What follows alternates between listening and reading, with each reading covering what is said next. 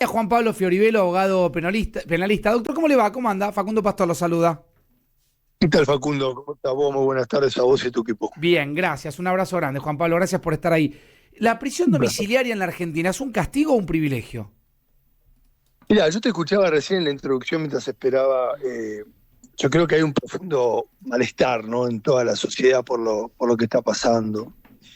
Porque esto, como vos bien anticipabas, genera obviamente un descreimiento absoluto de la sociedad en nuestro sistema judicial. Si vos le preguntás a cualquier persona la institución que hoy se encuentra más cuestionada, más vapuleada, encabeza esas encuestas es justamente nuestra justicia. Y lamentablemente es muy triste porque nuestra justicia está integrada por gente muy noble que labura mucho, pero también vemos estas fallas que tiene el sistema, donde permanentemente hay todo tipo de alteraciones de lo que tendría que ser. Entonces la gente Mm, de a pie, ciudadano de a pie que nos está escuchando ahora, ve que es un siga la joda.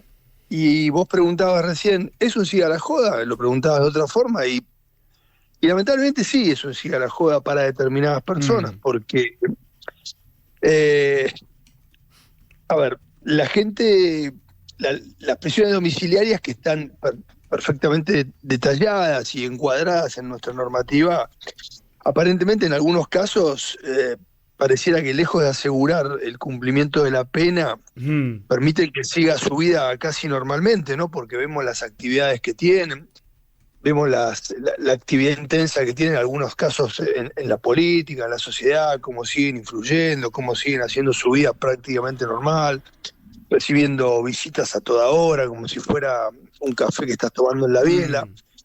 Y la verdad que la gente ve un trato diferencial abrupto, ni hablar la Claro. persona que tiene un familiar privado de su libertad, este, que tiene que ir a un penal y tiene un control rigurosísimo en un montón de cosas, que ve que estas cosas. Entonces, Ahora, Juan pareciera, Pablo, ¿qué hay ahí? ¿Un exceso en el otorgamiento de algo que nació como un beneficio para los supuestos planteados en la ley digo, hay un exceso mira, ¿por qué a ver, reparten? Digo, vos hablás ¿hay gente humilde con prisión domiciliaria? es muy poco los casos. Vos decís recién, nació, el origen de esto es el artículo 10 del Código Penal, ¿no? Hace 104 años, el Código Penal tiene 1921. Imagínate, y en esos casos se daba, por eso está el caso famoso de los 70 años, que es uno de los requisitos. Sí.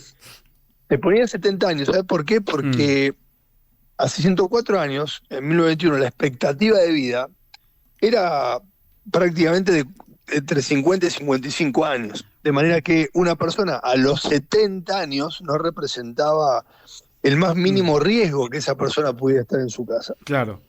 Hoy se Digo, pero ¿hay un prevé, exceso, Juan Pablo, en el otorgamiento? Digo, ¿se pasan? yo no sé si hay un exceso, hay casos muy emblemáticos, muy simbólicos, donde da la casualidad, esto habla en detrimento de mi profesión, Facu, donde da la casualidad que gente muy poderosa, generalmente vinculada a un poder económico y político, gozan de esos privilegios. Vos ves Mm, casos, por nombrarte alguno, ¿no? El caso de Alperovich, el caso de Cristina Kirchner, el caso sin ir más lejos, ese chico Elías Pichirilo, por nombrar un cuatro de copas en esto también, pero ves que hay mm. un poderío económico atrás. Vos ves que acceden a este tipo de beneficios. Esto tiene que ser, la ley de ejecución penal le permite al juez tener un poder discrecional, es decir, el juez podrá otorgarla o no, y marca un determinado camino. Es decir, no es que se pueda dar a cualquiera. Estamos habla de personas mayores a Mm. 70 años, personas que tengan una enfermedad grave, generalmente terminal, que no puedan ser tratadas en institutos Está bien, penitenciarios, Juan Pablo, aunque eso se entiende, pero cuando, por ejemplo, uno lee algunos detalles, digo, Alperovich tenía un problema respiratorio, entre otras cosas, hipertensión, dicen problema de movilidad. Bueno, yo no lo sé, no me tiro contra eso. Ahora, si vos lo ves en el balcón de la casa con un pucho fumando, ¿qué problemas respiratorios hay? Por otro lado, ¿qué criterio toma la justicia cuando le otorga la prisión domiciliaria en el lugar donde cometió los delitos? es una locura absoluta, es una locura y genera un descreimiento absoluto. Y aparte otra cosa, ¿no? ¿Quién controla esa ejecución? Porque en la práctica, Sacá los casos emblemáticos. Vamos a un 4 de basto, un tal Jorge Gómez que le dieron una prisión domiciliaria porque el tipo tiene 72 años. ¿Vos pensás que alguien a ese tipo lo controla? Un tipo de a pie que no lo conoce nadie. ¿Vos pensás que alguien lo va a controlar? ¿Vos pensás realmente que eso pasa en la práctica? Un tipo que no lo conoce nadie.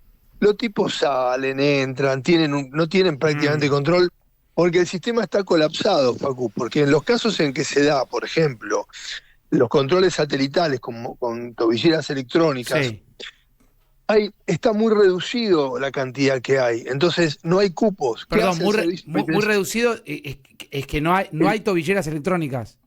Claro, en muchísimos casos no hay cantidad de tobilleras como para dar. Eso se maneja por cupos. Pero Y te ¿cómo puede imaginarás ser, vos. Juan Pablo, cómo puede ser que un país no tenga tobilleras electrónicas? No ¿Cuánto tiene vale la una cantidad. tobillera electrónica? Esperen.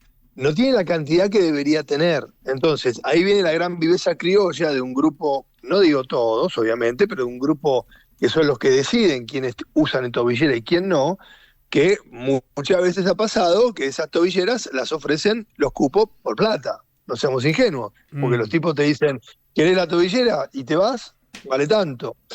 Ahora, ¿qué ha pasado? Y seguramente que ha pasado, porque es así. Ahora, ¿quién controla esta tobillera? Sacá un caso como Cristina, emblemático, donde es algo hiper conocido por lo que nosotros decimos por arriba del radar. Agarra un caso normal. Que tipo, yo te digo, un tal fulano de tal, que está con prisión domiciliaria. ¿Vos pensás que alguien lo controla? ¿Vos pensás que alguien monitorea si la persona salió o no salió? Y Juan Pablo, ¿qué tal acá, Robertino? Buenas tardes. Y en el ¿Cómo caso está, de Roberto? Alperovich, Cristina, podemos pensarlo en términos general, pero en esta idea de si es un beneficio, un castigo o un privilegio, ¿alguien puede apelar la decisión de un juez de ejecución de aceptar determinado permiso a una prisión domiciliaria? ¿Cómo hacer un casamiento? Por ejemplo, la denunciante puede manifestar No, algún tipo de apelación. lo puede, no sería ¿O una nadie apelación. controla al juez de ejecución?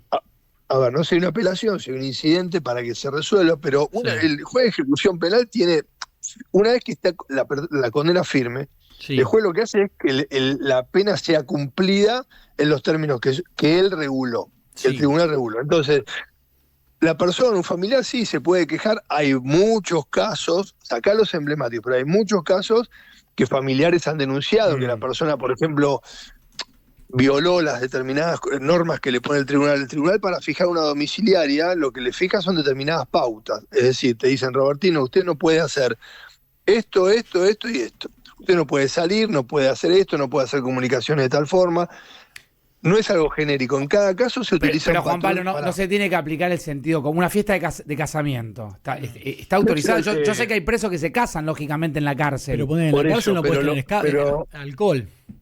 pero los Acá en la presos que casa se casan, se puede los presos emborrachar. que se casan, Sí.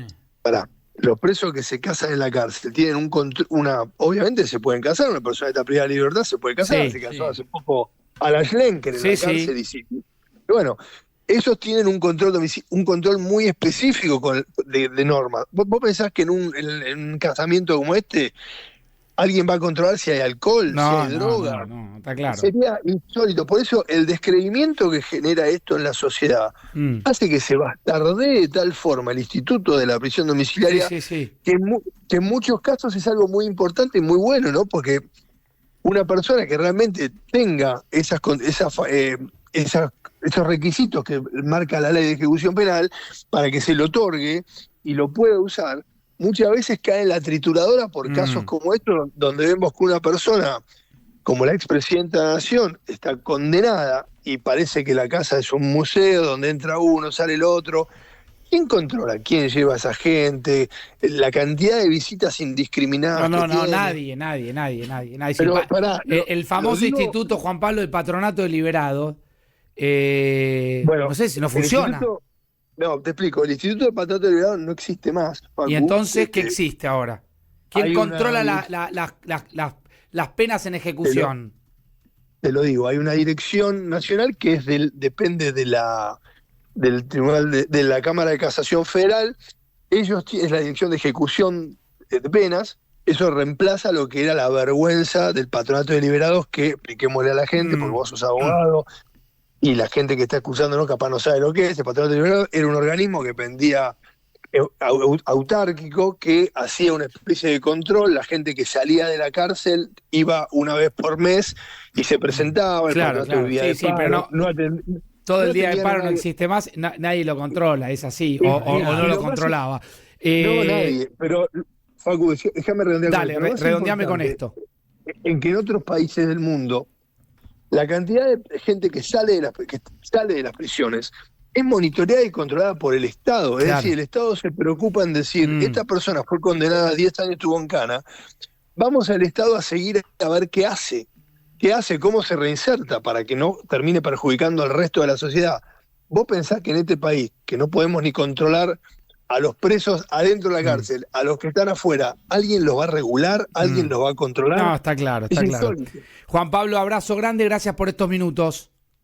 Un placer, querido. Un abrazo grande, chicos. Gracias. En el camino de esa recorrida de distintos casos me acordé de 2 históricos que no estaban contemplados acá, que también, una de ellas tenía por supuesto en su momento mucho poder, cuando le otorgaron la prisión domiciliaria ya no tanto, el otro tenía un poder más de personaje temible de la historia, pero en este país también fue a parar a prisión domiciliaria Isabel Perón, en San Vicente, claro. Y también fue a parar a prisión domiciliaria Arquímedes Pucho.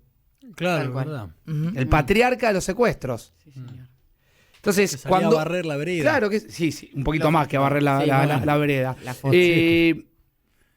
Digo, y con esto cierro la primera parte del programa. Cuando uno mira esta lista, cuando uno mira el detalle que obviamente nace de la noticia de un Alperovich casándose en el lugar donde cumple arresto domiciliario, pero es el lugar donde cometió los delitos por los cuales cumple un arresto domiciliario y le permiten que vaya 30 familiares a casarse y hacer una celebración.